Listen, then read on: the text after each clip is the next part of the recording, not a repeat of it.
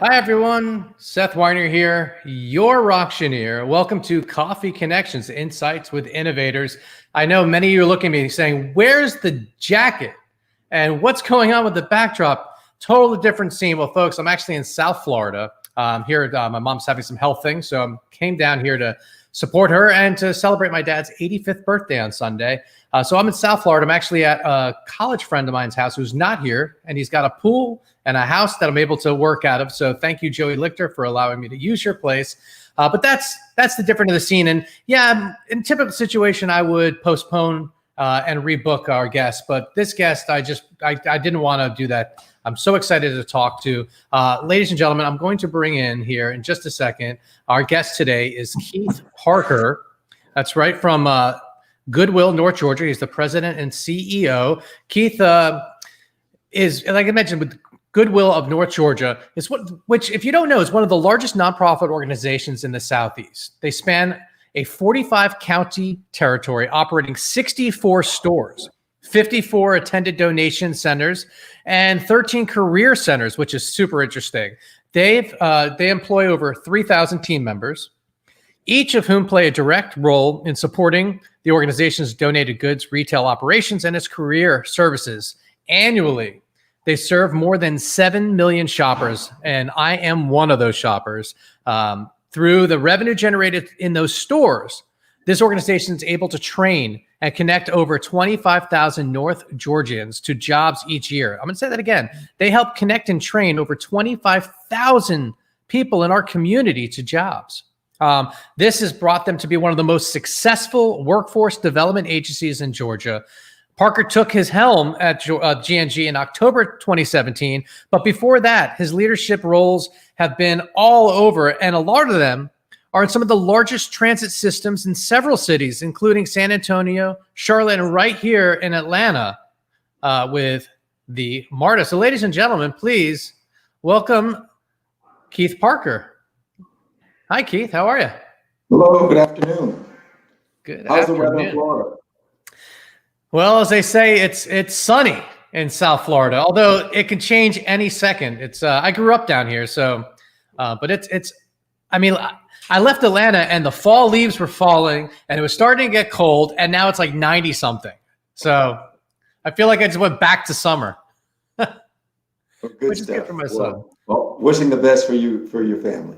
I appreciate that. Thank you. So Coffee Connections, it's a lot like coffee talk. So it's time for our coffee talk. Do you have a coffee mug? I do.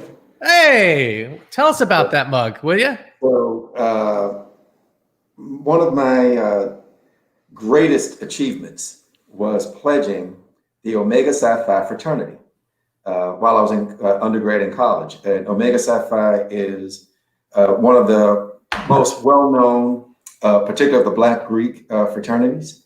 And this is our shield.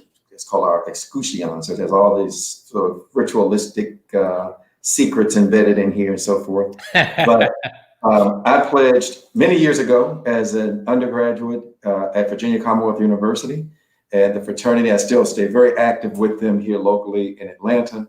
I have met great friends throughout the years and look forward to my son one day, who's 7 years old now. So he has a little ways to go. My son's 7 as well. That's good. Oh, cool. We'll look forward to him joining the ranks of some incredible people who pledged the fraternity, including folks like Michael Jordan. Oh, wow. And politics, some of the most well-known politicians, astronauts, scientists, doctors, you name it, and Omega sort of leads the way. So my daughter gave me this mug for my birthday, and so this is one I proudly display. Oh, right on. Well, on the note of science, I went to my friend's, who's a professor over at FIU, and went to his coffee cupboard to find a science mug. Pretty cool.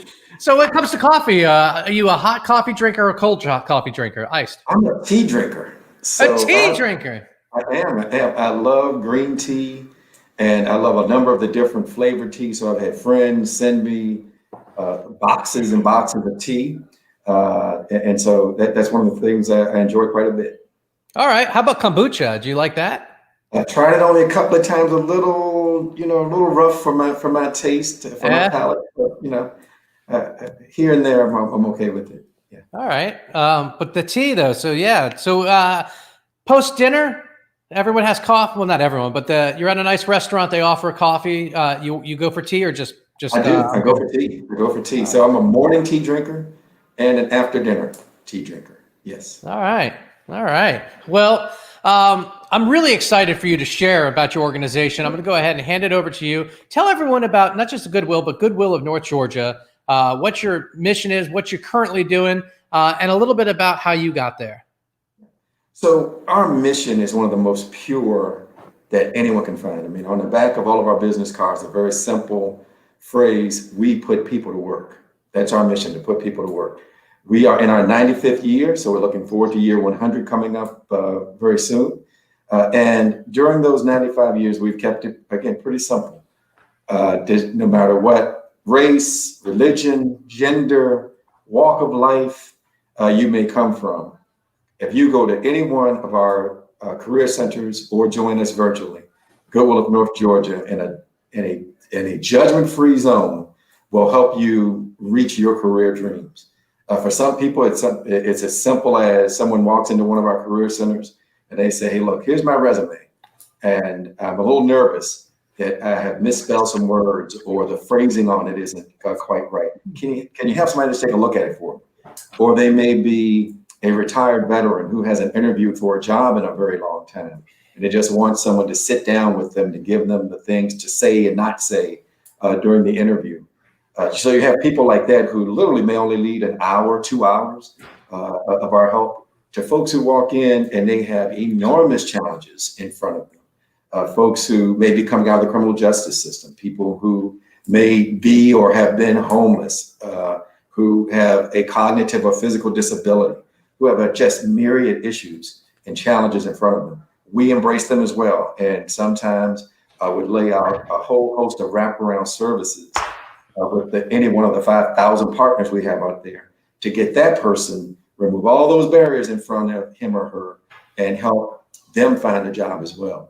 So we got this pretty cool formula that we use, and we've been using it again for 95 years, where we have these now 65 different stores and over 50 donation centers where anybody can just drop off their lightly used goods, and we take those lightly used goods, process them a bit, put them out on the floor, sell them, and take all the profits from that and help people find work.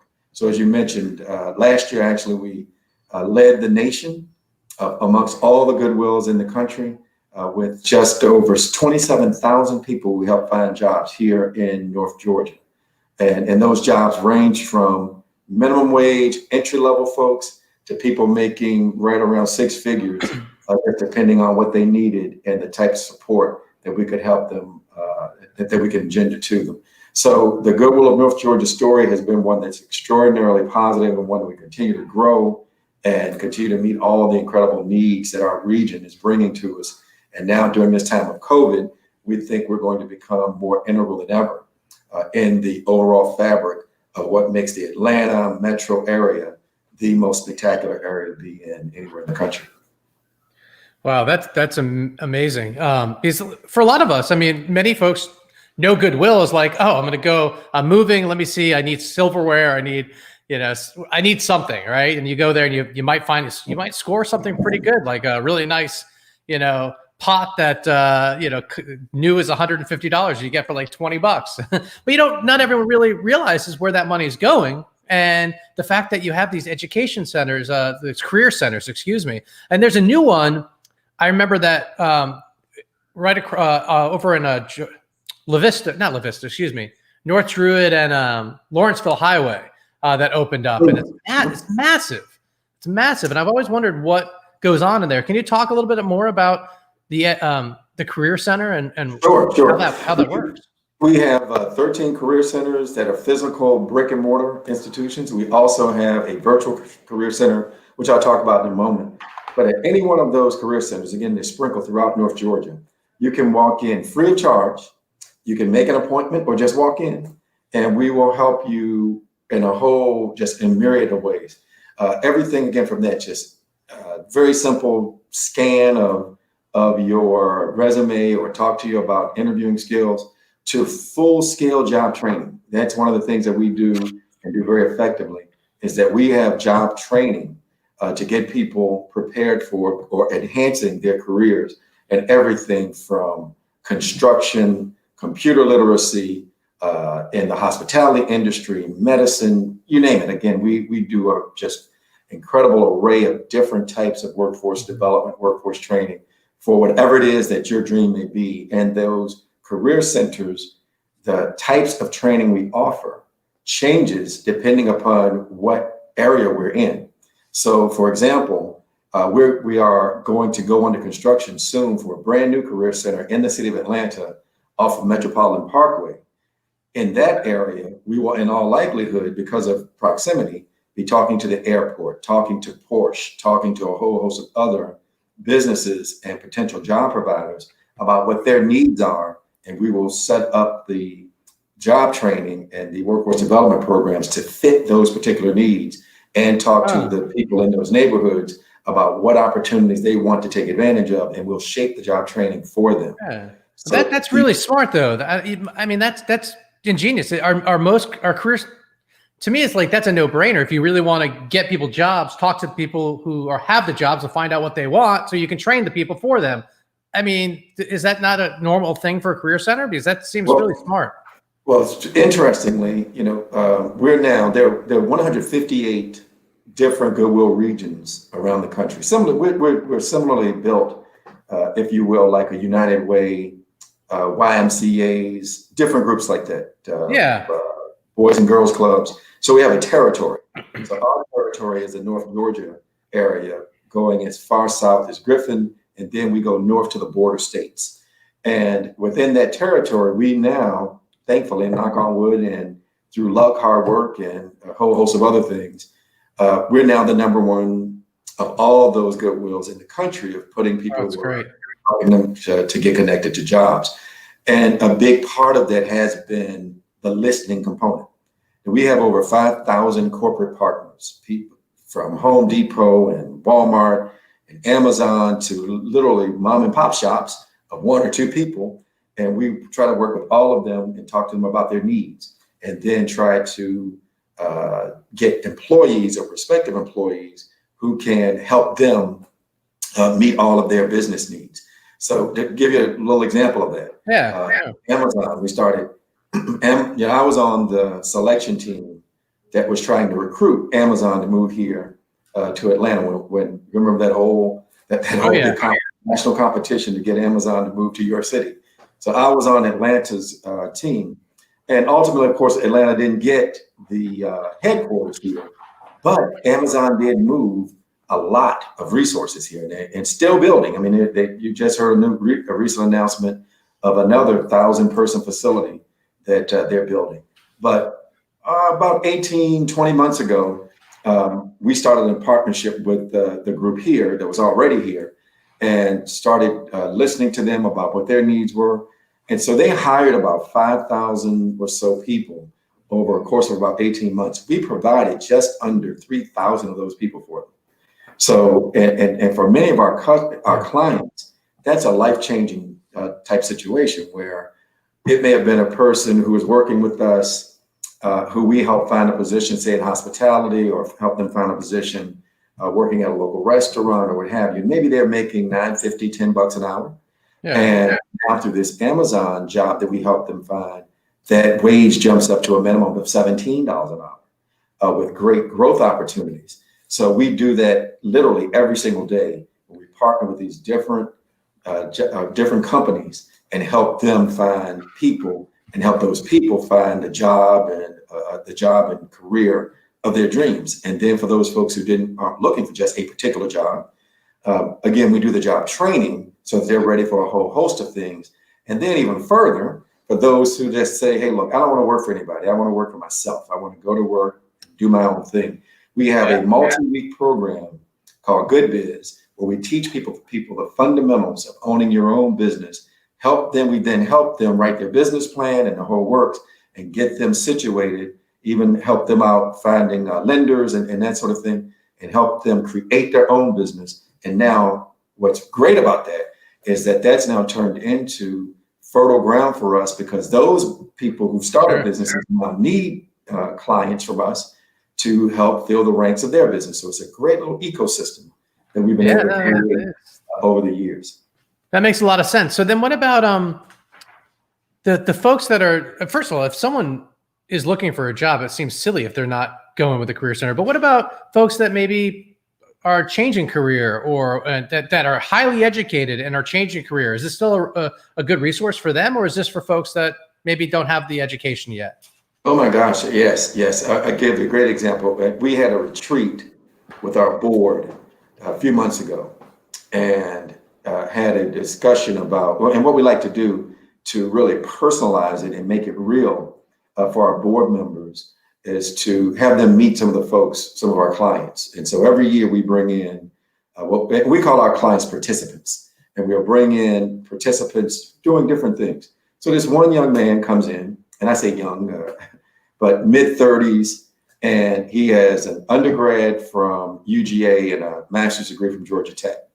And he always had these dreams and so forth. But as he described it, there was something missing. There's just some piece of how he either presented himself or what he accented or didn't accent on his resume that was holding him back from getting, the jobs he was going after and so forth. So he went through our program we have with this company called TechBridge. It is all about getting you certified in a whole host of different computer languages and other IT type of skills. And so he took that training, which again, free of charge for him. And fast forward, confidence is through the roof, picked up a few new skills. He gets a job with a major company, making a heck of a lot more money than he never made before in his life, but at the same time was creating his own small business. So his goal is to now keep working in the job with the big multinational corporation who he's working with, but save some money and build up his side business to the point where it then becomes his full-time pursuit in just a few years. So yes, we have people quite literally on a third grade education coming out of prison who need a lot of help in the basics, to master degree professionals who just, again, need that little bit of confidence, some pointers on how to interview, things to say and not say, and just very simply connections. Sounds like I should take that just for relationship advice. Yes, and some of the people who learn the most are people like me who think that, hey, look, I've interviewed for a lot of jobs, I know a ton, and so on. It's amazing how when you sit down with a career counselor who does this stuff for a living every single day, they tell you, you're coming across a little bit too smug, or you're coming across like you know more than the interviewer. So just tone it down a little bit. Let us give you some pointers about not saying this, but say that, and not using your hands too much, or not speaking too loudly, or all those various things that someone objectively watching and listening to you can give you good feedback on, that your parents, your wife, your kids may not give you that same type of feedback. And don't go to your friends, because they're just going to tell you how great you are or bad you are. It depends on your friends, right? So that's amazing. But then I'm just sitting here thinking, like, this is great. And you've got all these people you're helping get jobs. But what about now where, I don't know, the jobs like stop for a second? I mean, we, for longer than a second, but we're entering a very, very unique time for when the economy's starting to kick back in. New jobs are going to pop up, but a lot of jobs are, what happened to all these people? You got all these people jobs, and then it's like, sorry, we're closed. Or especially if you got people like, I imagine jobs like you said you're talking about downtown Atlanta. I'm thinking the hospitality industry, all the people that were working in the ballparks and the concessions and like all these sort of things that it's gone. The music industry, we're on pause. What happens to, where's that all go for you? You still have new people that need jobs, but you also have other people that had jobs that need jobs again. So one of the reasons why I like to do shows like this and get out and get the message about what Goodwill does is that we like to remove a lot of the myths that are out there. And one of the myths that are out there today is that there aren't very many jobs.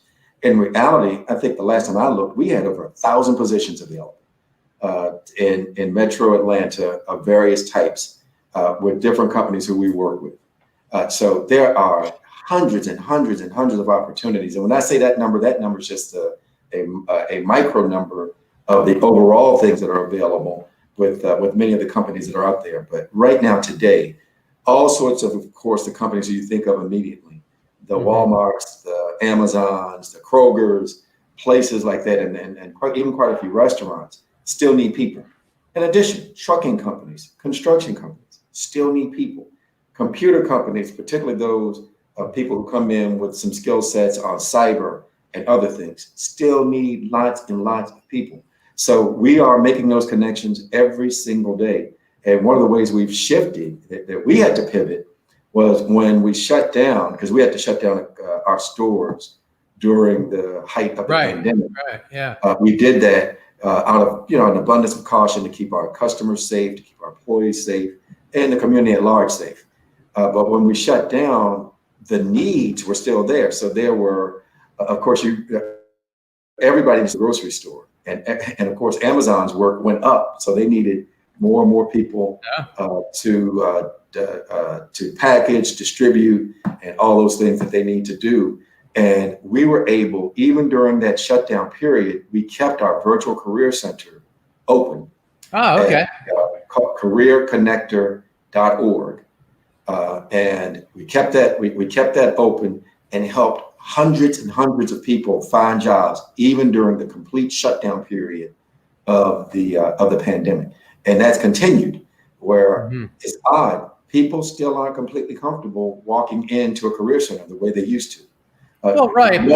One career center, for example, our center in South DeKalb, 8,000 people walked through those doors last year.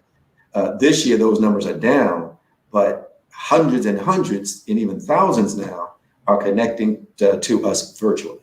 So rather than have to get in your car or get on a bus or what have you to get to the career center, now you can just go onto the website and still get one-to-one attention, still get the resume review, and even still get some of the job training. Well, let's face it, a lot of the interviews that they're going to be doing are going to be virtual. Oh, absolutely. We've had our biggest career fairs. We do these career fairs with different groups, and our biggest ever was one we recently partnered with the Metro Atlanta Chamber of Commerce. Oh, okay. And I think our final numbers were somewhere in the neighborhood of 2,000 people joined that career fair virtually. And we had, I believe, somewhere in the neighborhood of several hundred employers who were represented. And so some people literally, the day of that event, got jobs right over the internet. That's amazing. And were able to jump right in, pivoting from whatever they were doing before to something new. Yeah, and you bring up a good point, though, is that even though the concessions may be closed over at the stadium, and all those jobs are lost, but Amazon just opened up.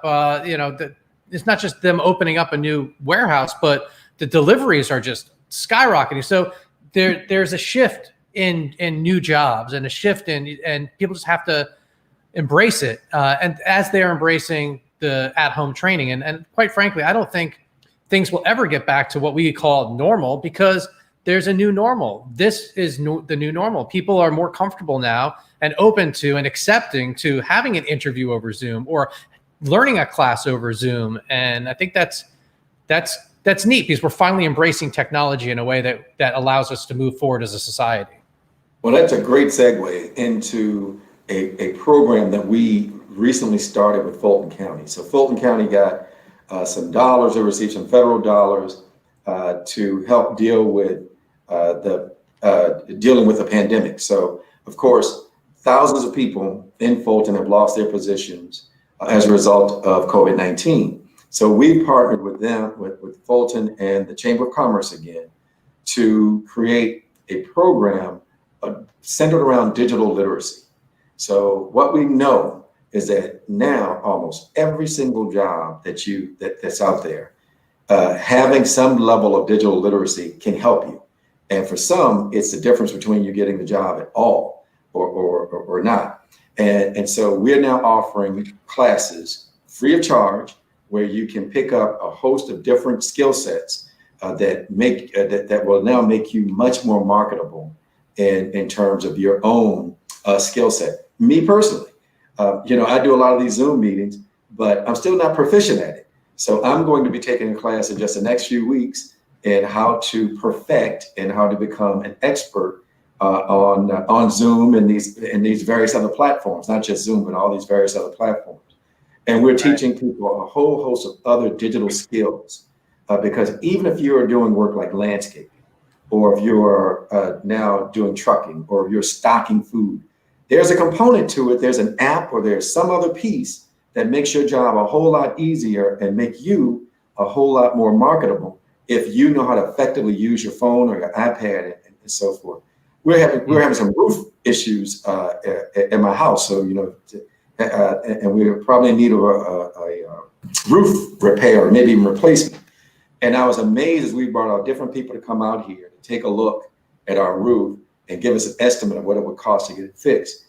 Now these guys who used to be, the dirt on the fingernail types of, and it was all men typically working in these jobs, the dirt under the fingernail types of jobs, who just get on a ladder and get on top of your roof and they get out some tape measures and they would, take a quick look at this stuff, and then they go back to the office and get on a spreadsheet. And then in a few days, they'll come back and tell you, hey, look, here's how much your roof's going to, here's how much it'll cost you to get your roof done. These guys now have apps on their cell phones while they're on there that connect to satellites that start taking pictures of your roof. And within minutes can send you an estimate of what's going on that includes pictures and the whole works of your roof. And a lot of these guys have high school, or not even completely. Some of them don't even have full high school educations at this point. But because of the technology and now their ability to use it, they're doing things that a few years ago, someone who had to major in some type of computer programming would have to do. So yes, even the most fundamental, basic frontline jobs now have a need for digital literacy, and that's a part of the demand we're out there meeting. That's amazing, and a lot safer too, right? Oh, absolutely. Yeah, well, that's amazing. I commend you for all the movement forward you're doing here. It's just fantastic. I do want to shift a minute and talk about fundraising. You mentioned that the Goodwill stores that we've all donated to, we've all shopped at, and how that is a revenue generator for these programs. Where else does most of your funding come from? Is it individual donors? Is it through events, or is it through grants and foundations and that sort of stuff? So literally for almost the entire 95 years Goodwill of North Georgia has been in existence, we've done very little of the traditional fundraising. So we never had events like galas or the luncheons or marathons or anything like that to raise funds. We use the stores. We use the stores to generate the revenue, and then took those profits to become great at workforce development. What we have found in recent years is, like everybody else knows, the retail market is a fickle market, is probably the best way I can describe it. And so the groups that we grew up with, the Sears and the JCPenney's and the Toys R Us, and now even more recently, the Pier 1 Imports and dozens and dozens and dozens of other companies have either gone out of business or they are, in a very, very tough situation. We recognize that our mission is so critical to the health and welfare of Metro Atlanta that we can't be completely beholden to the ups and downs of retail. So we have now aggressively gone out to look for new revenue sources. And one of those will be through charitable donations outside of, or in addition to the donations people make, at our stores and at our career center and at our attended donation centers. So we have been out there talking with people about the various ways that their monies and donations can turn into great dream of helping people reach their dreams from a career standpoint. So to give you an example of that, we're opening up a new career center and store in off of Metropolitan Parkway in South Atlanta. So we went on a fundraising drive to help pay for it. And thankfully, some great foundations and others have contributed to that project to the point where, again, we'll be breaking ground in just the next few months. And a good portion of the dollars needed came from philanthropic, charitable type donations. And we'll be doing more of that. In fact, I'm hiring right now as we speak. We're looking for a vice president of development who will help lead the way for us in securing those foundation dollars. And the reason why I also want to do this is that when we measure Goodwill of North Georgia and compete against all the other workforce development groups out there, and there's some fantastic ones all around the state of Georgia, but by almost every single metric, cost per person placed, number of people placed in various positions, the impact, how long do people keep the jobs after we help them get the initial job, their career growth, all these different things. We win, and we win big. We are head and shoulders in many, many respects over all these various other groups. So my calculation on it became, if someone's giving $1 towards workforce development, shouldn't that dollar go to the place where it's going to have the greatest impact? So that's why we now are being a bit more aggressive about telling our story about where those dollars are going, because we're really doing, and we have an incredible team of professionals, long-term dedicated people who do this every single day. And they're doing a fantastic job of helping people reach their dreams, despite the myriad of barriers that may be in front of them. Yeah, that's incredible. Makes me think, though, also that you've got all of these folks. I mean, so many folks that have been able to find success through Goodwill. I imagine that they have goodwill to give back to Goodwill from their successes. So there's got to be a lot of that out there. Yes, our greatest, it's amazing. I do a lot of speeches in front of Rotary clubs, Kiwanis clubs, chambers of commerce, groups like that. And I always ask the question, how many people have either donated to or shopped at or both of Goodwill? And every single time, everybody in the room raises their hand. So they've either shopped at or donated to a Goodwill, just about everybody. But then I'll go through a presentation, and then I have all these dumbfounded looks like, I had no idea. Goodwill helps people start businesses. Goodwill is the #1 group in Georgia in helping people find jobs. Goodwill does stuff for veterans. Goodwill helps people coming out of prison. Goodwill helps people with disabilities. I mean, I get all these looks like they may know one of those things, but there's always this, I had no idea. But part of why I'm doing more of this type of show is to get the word out, to let people know, because there are lots of people donating to different workforce development types of places. But we want them to know that $1 donated to us is going to have a greater impact than pretty much any other place they could put that dollar. Teach a man or teach a person to fish. That type of mentality that you can give a person lots and lots of handouts. But what's going to more fundamentally change that person and his or her children's lives than getting somebody in even the most difficult and in some respects challenged households, getting at least one person in that household a stable job, a job that benefits, a job that can provide for them and their families. Really, there's not much more that you can do that has greater impact for that person. Absolutely. Well, I mean, I know I could talk to you for hours. I mean, just your career with working with the MARTA and everything else. But we are running out of time, a little over time. So I appreciate you giving that extra time. Just thanks so much for your time today and sharing with us. We always close our episodes with our guests picking one of our future guests. And I was curious, did you have another organization here in Georgia, in Atlanta, that would be a good fit for Coffee Connections? Yeah, I mean, there's so many great people doing some really, really cool things all around this region. But one of my favorites is Lauren Kuntz, and Lauren is the CEO of the YMCA.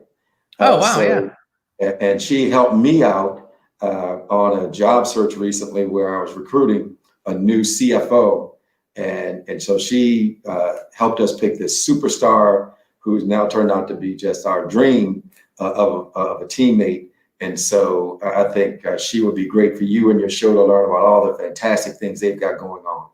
Yeah, absolutely. I very much would look forward to talking with her. So thank you for that intro there. And again, thanks for your time and all that you're doing for Georgia and for just everyone. I mean, it's just it was amazing to learn all that. I hope our viewers and listeners enjoyed. And again, folks, go to goodwillng.org.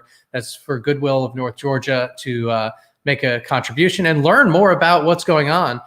Thank you so much for your time. We'll be back next week, folks. We're continuing. We've got lots and lots of guests coming up. So thanks for tuning in. Everyone have a wonderful day.